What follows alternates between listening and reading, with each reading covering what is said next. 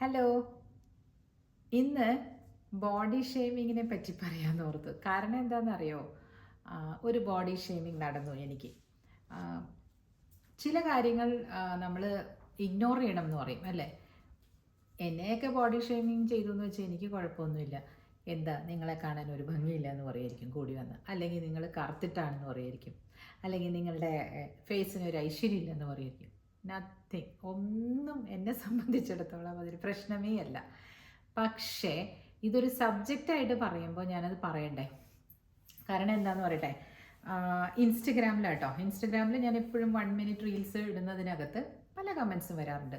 എനിക്ക് direct message ആയിട്ട് ആൾക്കാർ അയക്കുന്നതിനൊക്കെ ഞാൻ ഇഗ്നോർ ചെയ്യും, ഇങ്ങനത്തെയൊക്കെ പറഞ്ഞു കഴിഞ്ഞാൽ.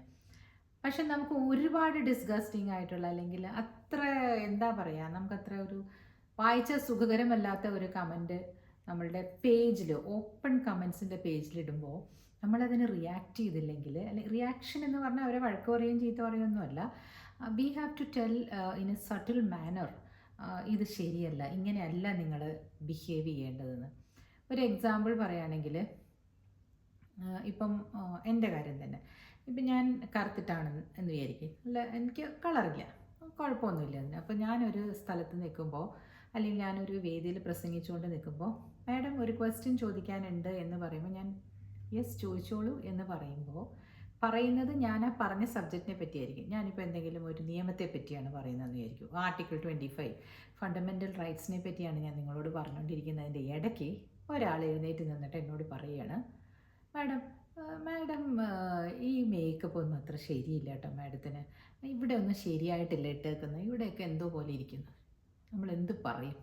എന്താണ് ഞാനിതിന് പറയേണ്ടത്? വിഷയത്തിലേക്ക് വരൂ സഹോദര സഹോദരി എന്നല്ലേ പറയാൻ പറ്റുള്ളൂ. അപ്പോൾ അവർ ചോദിക്കാം, എന്നാൽ പിന്നെ മാഡം എന്തിനാ ഈ കോലം കെട്ടിക്കൊണ്ട് വന്നതെന്ന് ചോദിക്കും. ഷെടാ, എൻ്റെ മുഖം, എൻ്റെ ഇഷ്ടം, ഞാൻ അങ്ങനെയല്ലേ വരേണ്ടത്. പക്ഷേ ഓക്കെ, നമ്മൾ ഈ സോഷ്യൽ മീഡിയ ആയതുകൊണ്ട് നമ്മൾ വിചാരിക്കും, ഓ കുറച്ച് നന്നായിട്ടിരുന്നാൽ, ഒരു പ്ലസൻ്റ് ആയിട്ടിരുന്നാൽ കേൾക്കുന്നവർക്ക് സൗണ്ടിന് ഒരു നല്ല നല്ല സൗണ്ടാണെങ്കിൽ ഇഷ്ടപ്പെടും. കാണുന്നവർക്ക് ഒരു ഇച്ചിരിയെങ്കിലും ഒരു ക്ലീൻ ആയിട്ടുള്ള ഒരു ഫേസ് കാണാൻ ആൾക്കാർ ഇഷ്ടപ്പെടും. ശരിയാണത്.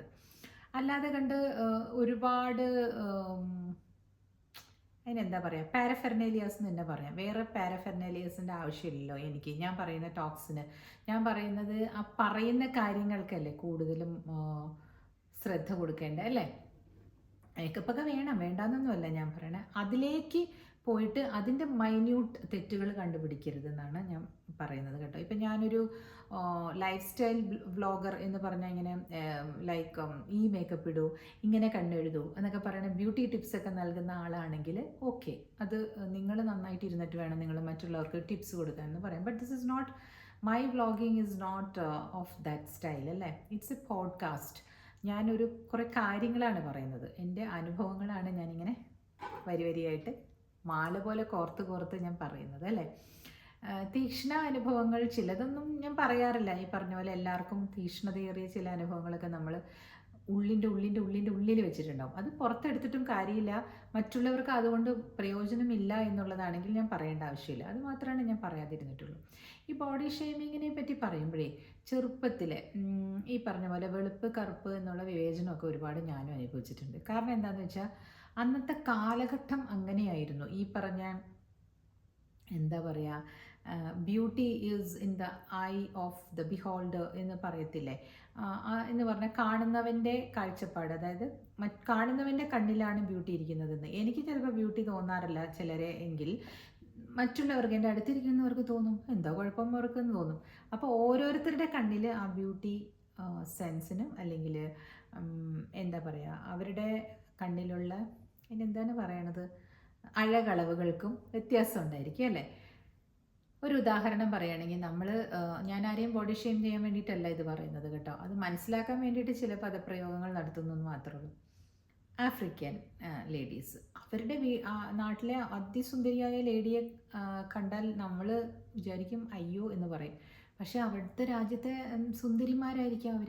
നമ്മളെ കാണുമ്പോൾ അവർക്ക് തോന്നുന്നുണ്ടോ ഇത് എന്തല്ലേ ഇവർ ഇന്ത്യൻസൊക്കെ ഇങ്ങനെ ഇരിക്കുന്നത് എന്ന് ചിലർക്ക് തോന്നിയേക്കാം അല്ലേ. ചില ആളുകൾക്ക് തോന്നാം. കാരണം വൈറ്റ് ആൾക്കാർ യൂറോപ്യൻസിന് നമ്മൾ അങ്ങനെ തോന്നിയിട്ടുണ്ടെന്നാണ് പറയുന്നത് പണ്ട്. അതുകൊണ്ടാണ് അവർ നമ്മളെ മാറ്റി നിർത്തുന്നതെന്ന് പറയുന്നു.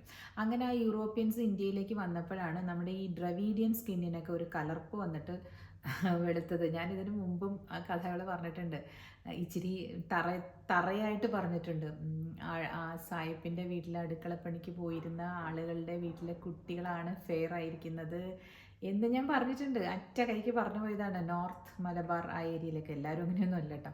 പക്ഷേ അവർക്ക് എവിടെന്നോ ഒരു വിവാഹം കഴിച്ചതും ആവാം. ഒരു ചിലപ്പോൾ ഒരു വെള്ളക്കാരൻ കല്യാണം കഴിച്ചിട്ടുണ്ടാകാം. ശരിക്കും ഒരു പെൺകുട്ടിയെ, ഒരു നല്ല വീട്ടിലെ കുട്ടിയെ കണ്ട് ഇഷ്ടപ്പെട്ട് കഴിച്ചിട്ടുണ്ടാകാം.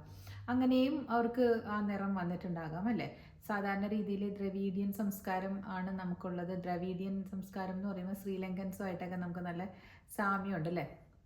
എൻ്റെ അച്ഛൻ എന്നെ പണ്ട് ചന്ദ്രിക കുമാരതുംഗയുടെ പോലെ ഉണ്ട് നീ എന്ന് പറയുമായിരുന്നു അച്ഛൻ. ബിക്കോസ് എനിക്ക് അവരുടെ ആ ഒരു സ്റ്റൈലാണെന്നൊക്കെ പറയും. ചന്ദ്രിക കുമാരതുംഗേനെ നിങ്ങൾ കണ്ടിട്ടില്ലെങ്കിൽ ഗൂഗിൾ ചെയ്ത് നോക്കിക്കോളൂ. ഒരുപാട് വയസ്സാകുമ്പോൾ അങ്ങനെയാകും ഞാൻ എന്നൊക്കെ അച്ഛൻ പറയുന്നേക്കാം. മേ ബി അച്ഛനും എവിടെയെങ്കിലുമൊക്കെ അങ്ങനെ ഒരു ഛായ തോന്നിയിട്ടുണ്ടാവും. പക്ഷെ ഞാൻ എൻ്റെ അച്ഛനും അമ്മയുടെയൊക്കെ കൂടെ പോകുമ്പോൾ ഞാൻ അനുഭവിച്ചിട്ടുള്ളതാണ്. അമ്മ ഫെയർ ആണെന്ന് പറഞ്ഞിട്ട് നമ്മുടെ നാട്ടിലെ എല്ലാ ആൾക്കാരും ബ്രൗൺ ആണ് ആക്ച്വലി. അപ്പോൾ കുറച്ചും കൂടെ ഒന്ന് ഫെയർ ആയി കഴിയുമ്പോൾ അവർക്ക് അതൊരു സൗന്ദര്യത്തിൻ്റെ മാനദണ്ഡമായിട്ട് മാറും അല്ലേ. അങ്ങനെ ഉള്ളതുകൊണ്ട് പലരും എന്നോട് ചോദിച്ചിട്ടുണ്ട്, അയ്യോ ആഷ് ടീച്ചർ മോളാണോ, കണ്ടാൽ പറയില്ല കേട്ടോ എന്ന് പറയും. മനസ്സിലായോ? അത് എൻ്റെ അമ്മ ഫെയർ ആയതുകൊണ്ട് ഞാനിങ്ങനെ കറുത്തുപോയി, അല്ലെങ്കിൽ എൻ്റെ അച്ഛനും അമ്മയും ഫെയർ ആണ് എന്നിട്ട് ഞാനിങ്ങനെ കറുത്തുപോയി. എൻ്റെ ആൻറ്റിമാർ ഫെയർ ആണ്, ഞാനിങ്ങനെ കറുത്തുപോയി. അതിനുള്ള ഉത്തരമാണ് എൻ്റെ അപ്പൂപ്പൻ. എൻ്റെ അമ്മയുടെ അച്ഛൻ കറുത്തതാണ്. സോ ന്യായമായിട്ടും അങ്ങനെ വരാം അല്ലേ. ഇതാണ് ഒരു ഭാഗം. ഞാൻ ഈ സോഷ്യൽ മീഡിയയിലെ കാര്യം പറയുന്നത് എന്താണെന്ന് വെച്ചാൽ, നമ്മളിപ്പം സോഷ്യൽ മീഡിയയിൽ ഇരുന്ന് ഞാൻ പറഞ്ഞപ്പോഴേ എന്താണെന്ന് മനസ്സിലാക്കാൻ വേണ്ടി പറയുന്നതാണ്. ഈ ലിപ്സ്റ്റിക്ക് ഇങ്ങനെ എടുത്തില്ലേ, അപ്പോൾ എവിടെയോ ഒരു കട്ടി കുറയോ ഇവിടെ കുറച്ച് കൂടുമോ അങ്ങനെയൊക്കെ ചെയ്യും ചില സമയത്ത്. I am not a makeup ആർട്ടിസ്റ്റിൽ. ചിലപ്പോൾ ലൈറ്റിങ് ശരിയല്ലെങ്കിൽ ഇവിടെ കുറച്ച് ഈ മേക്കപ്പ് ഒക്കെ ഇട്ടതൊക്കെ കുറച്ച് പാണ്ട് പിടിച്ച പോലെയൊക്കെ വരും. അതൊന്നും എൻ്റെ കയ്യിലല്ല. ഫോണിൽ ഉള്ള എന്താ പറയണ ആവറേജ് ടെക്നിക്സാണ് ഞാൻ യൂസ് ചെയ്യുന്നത്. ലൈക്ക് വേറെ അത്രയൊന്നും ചെയ്യാനൊന്നും നമുക്കറിയില്ലല്ലോ. അപ്പോൾ അത് നോക്കിയിട്ട് ഒരാൾ പറയണേ, go and wipe your lips and talk, it is looking it's so annoying to see that എന്ന്. ആ വേർഡാണ് തെറ്റ്. അസ്ഥാനത്ത് നമ്മൾ ഈ വേർഡ്സ് യൂസ് ചെയ്യരുത് അല്ലേ. എനിക്കൊരു DM ചെയ്തിട്ട്, ചേച്ചി ഇഫ് യു ഡോണ്ട് മൈൻഡ് എന്നൊക്കെ പറഞ്ഞൊരു വേർഡൊക്കെ ചെയ്തിട്ട് എന്നോട് ചോദിച്ചാൽ എനിക്ക് അനോയിങ് തോന്നേണ്ട കാര്യമേ ഇല്ല. ഫുൾ പേജിൽ മറ്റുള്ളവർ കാണുന്ന, ഞാനതിനകത്ത് എന്താ പറയുന്നതെന്ന് പറയട്ടെ. അതിൽ ഞാൻ പറഞ്ഞിരുന്നത് ഇൻസ്റ്റഗ്രാമിലാണ് കേട്ടോ. ഞാൻ ആ റീലിൽ പറഞ്ഞത് അച്ഛനെയും അമ്മയും നോക്കേണ്ട ചുമതല ആൺമക്കൾക്കും പെൺമക്കൾക്കും ഒരേപോലെയാണെന്ന് പറഞ്ഞിട്ടൊരു വീഡിയോ വരുന്നത്.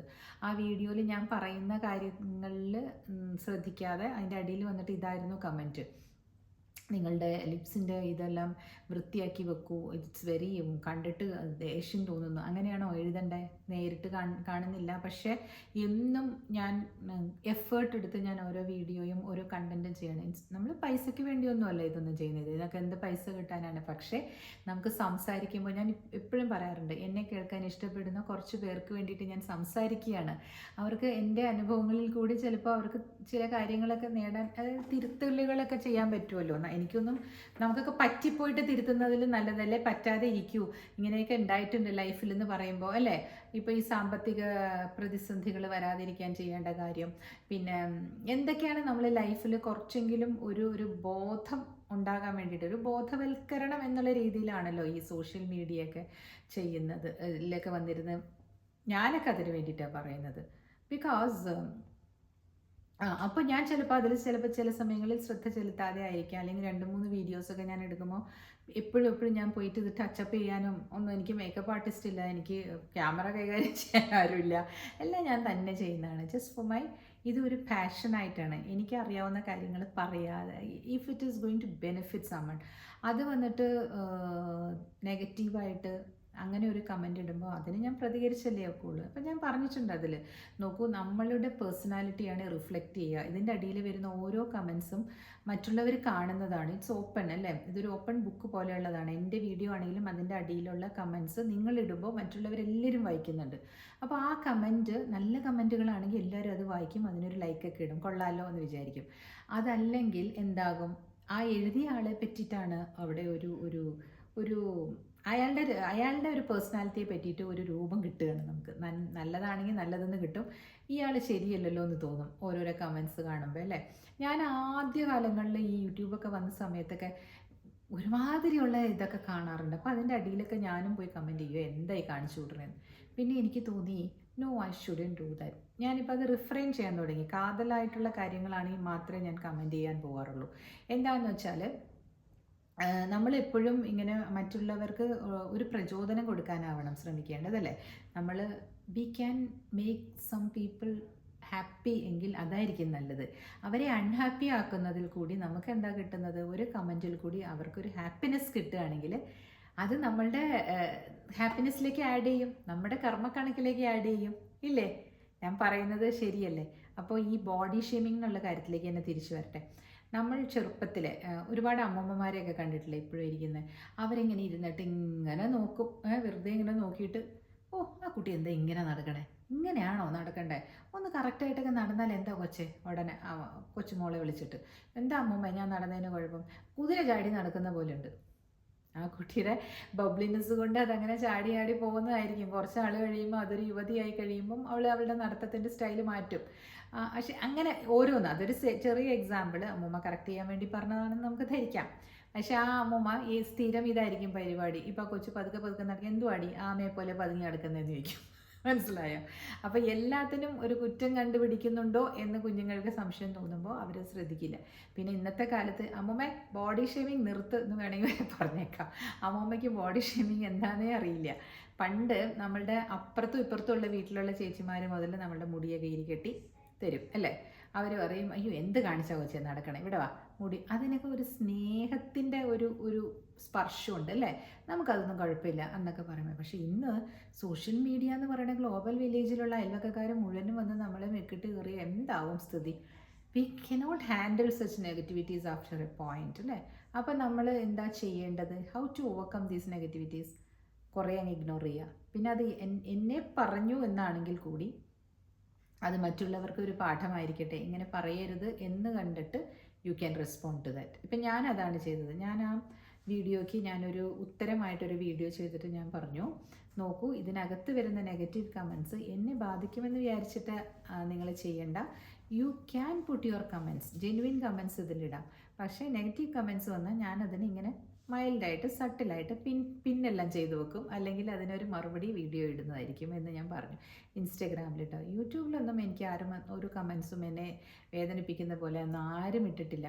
എനിക്ക് എൻ്റെ ചാനൽ അതിന് മാത്രം വലുതായിട്ടുമില്ല. ബട്ട് ഉള്ളവർ ജെന്യുവിനായിട്ട് കേൾക്കുന്ന കുറേ നല്ല ആളുകളാണ് ഇത് കേൾക്കുന്നത്. എൻ്റെ ഈ എന്താ പറയണേ, നീണ്ട കഥകൾ. മറ്റതെല്ലാം ഒരു 1 മിനിറ്റ് ഇൻസ്റ്റാൻറ്റ് നൂഡിൽസ് ആണല്ലോ. അപ്പോൾ അതിൽ എനിക്ക് പറയാനുള്ളത് എല്ലാം പറയാനും പറ്റില്ല. എൻ്റെ ഇൻറ്റൻഷൻ എന്താണെന്ന് മനസ്സിലാക്കി വരുമ്പോഴേക്കും അവർ കമൻറ്റ് ഇട്ടിട്ട് പോകും. അങ്ങനെയാണ്. അപ്പോൾ ഇൻസ്റ്റഗ്രാമിലും യൂട്യൂബിലും ഒക്കെ കമൻറ്റ് ഇടുന്നതിൽ തെറ്റൊന്നുമില്ല. പക്ഷേ മറ്റുള്ളവരുടെ ഹാപ്പിനെസ്സിന് എന്താ പറയുക, കടപുഴുക്കി കളയുന്ന പോലത്തെ കമൻസ് ഇടരുത് അല്ലേ. നിങ്ങൾക്ക് എന്ത് തോന്നുന്നു? നിങ്ങളെല്ലാവരും നല്ല നല്ല കമൻസാണ്, അഭിപ്രായങ്ങളാണ് എനിക്ക് കഴിഞ്ഞ വീഡിയോയ്ക്കൊക്കെ ഇട്ടിരുന്നത്. അതേപോലെ ഇതിന് ഞാൻ പ്രതീക്ഷിക്കുന്നു. ഒന്ന് കമൻറ്റ് ചെയ്യുക. പിന്നെ ഇതിലൂടെ പാസ് ചെയ്യുന്നവരാരെങ്കിലും ഉണ്ടെങ്കിൽ ഒന്ന് സബ്സ്ക്രൈബ് ചെയ്തേക്കണേ. ഓക്കെ, വീണ്ടും വരാം നാളെ.